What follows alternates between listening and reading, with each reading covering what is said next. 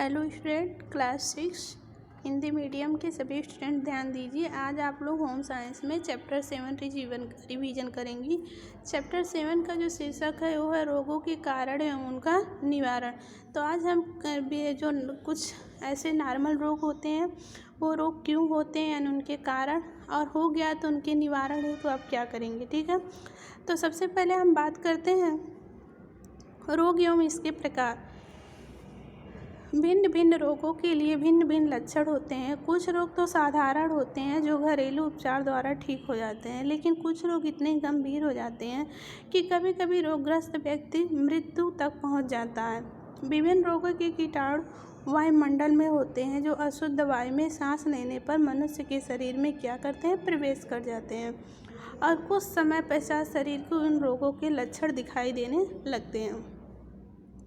जैसे वायु, जल, भोजन व शारीरिक संपर्क से होने वाले रोग जो होते हैं, उन रोग को कौन सा रोग कहते हैं, वो रोग आपके संक्रामक रोग कहलाते हैं। जैसे हैजा हुआ, चेचक हुआ, क्रीम रोग, टीबी, टिटनेस, टाइफाइड, पेचिस आदि, ये सारे रोग आपके संक्रामक रोग कहलाते हैं। तो आज हम बात करेंगे पेट में केंचुए का होना। पेट में केंचुए या कीड़े हो जाना एक विकार है, क्योंकि पेट में विभिन्न प्रकार के कीड़े हो जाया करते हैं। इनमें से मुख्य साधारण केंचुए, छोटे कीड़े, हुकवर्म तथा टेपवर्म। ये सभी कीड़े एवं केंचुए स्वास्थ्य के लिए विशेष रूप से हानिकारक होते हैं, और ये जो केंचुए होते हैं व्यक्ति के द्वारा ग्रहण किए गए आहार को खाते रहते हैं और कभी कभी आंतों में भी घाव कर देते हैं।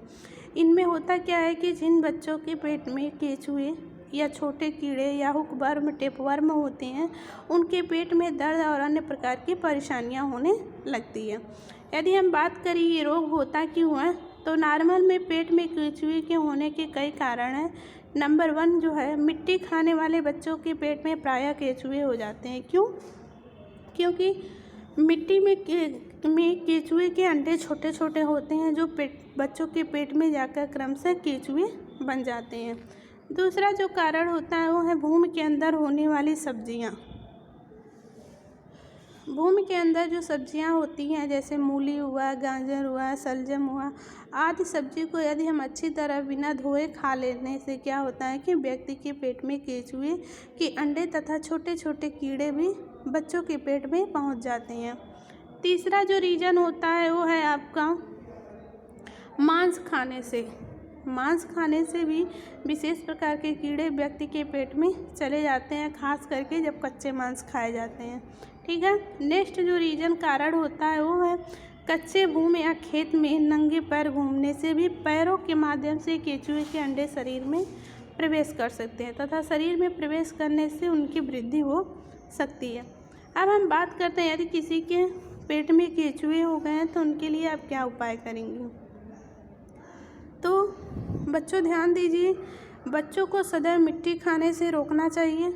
दूसरा उपाय क्या करेंगे, कच्ची सब्जियां जैसे मूली, गाजर आदि को सदैव अच्छी तरह धोकर ही खाना चाहिए। नंबर 3, मांस खाना हो तो उच्च ताप पर ही पकाकर खाना चाहिए। नंबर 4, कच्ची भूमि या खेत आदि पर नंगे पैर नहीं घूमना चाहिए। नंबर 5 जो है, शौच के उपरांत हाथ साबुन को अच्छी तरह धोने चाहिए। तो ये आपका था पेट में केंचुए होने के कारण और उनके उपाय। अब हम नेक्स्ट जो रोग है वो है हैजा के बारे में बात करते हैं। आप सभी लोग जानती हैं बच्चे कि हैजा एक भयानक संक्रामक रोग है। इस रोग के होने पर यदि तुरंत ही उचित उपचार न किया जाए तो रोगी की मृत्यु भी हो सकती है, और यह रोग गंदगी वाले क्षेत्रों में अधिक फैलता है। भीड़ वाले स्थानों में यदि सफाई की उचित व्यवस्था ना हो तो इस रोग के फैलने की भी अधिकांश आशंका रहती है। जब कहीं भी कोई बड़ा मेला लगता है तो वहाँ प्रायः रोग फैलता है। कभी कभी युद्ध के क्षेत्र में भी हैजा फैल जाता है। अब हम बात करते हैं हैजा होने के कुछ लक्षण, फिर उनके बाद कारण पढ़ेंगे, फिर उसके बाद उपाय पढ़ेंगे। अच्छा, जिन बच्चों को हैजा हुआ रहता है उनके निम्न लक्षण सामने हमको दिखाई देते हैं। पहला जो होता है वो है रोगी के पेट में जोर का दर्द होने लगता है।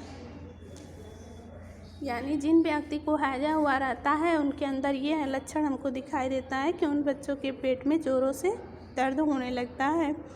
दूसरा जो पॉइंट है वो है आपका, रोगी को बार बार उल्टी होती है तथा दस्त भी होते हैं। हैजे में होने वाले दस्त पतले तथा चावल की माड़ जैसे होते हैं। नंबर 3 है, रोगी के शरीर में पानी तथा लवण की कमी हो जाती है। नंबर 4 है, रोगी को बहुत अधिक प्यास लगने लगती है। और नंबर 5 जो है वो है आपका, रोगी का जो रक्तचाप होता है वह कम होने लगता है और शरीर ठंडा पड़ने लगता है। नंबर 5 है, जो शरीर की मांसपेशियों में ऐंठन होने लगती है। अब हम बात करते हैं रोग के कारण की। ये हैजा रोग होता क्यों है? तो जैसा कि स्पष्ट किया गया है कि हैजा क्या है, एक संक्रामक रोग है और यह रोग एक जीवाणु के संक्रमण के कारण होता है। हैजा फैलाने वाले जीवाणु का नाम विब्रो कॉलेरा है।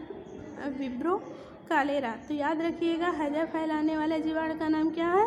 विब्रो कॉलेरा।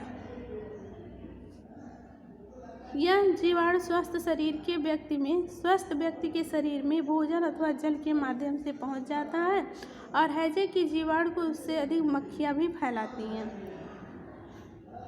क्योंकि रोगी व्यक्ति के मल और उल्टी आदि में हैजे के असंख्य जीवाणु होते हैं। जब मक्खियाँ इन पर बैठते हैं तो उनके पैरों में ये असंख्य जीवाणु चिपक जाते हैं और ये मक्खी जब हमारे खाद्य पदार्थ में बैठती हैं तो अपने पैरों में जो चिपके हैजे के जीवाणु होते हैं उसको खाद्य पदार्थ में छोड़ देती हैं। तो होता क्या है बच्चे, तो हैजे के जीवाणु हमारे खाद्य प्रवेश में हो जाते हैं। तो इन खाद्य पदार्थों को जब कोई स्वस्थ व्यक्ति खाता है या पीता है तो क्या होता है, तो उस व्यक्ति के शरीर में वह हैजे के जीवाणु प्रवेश कर जाते हैं।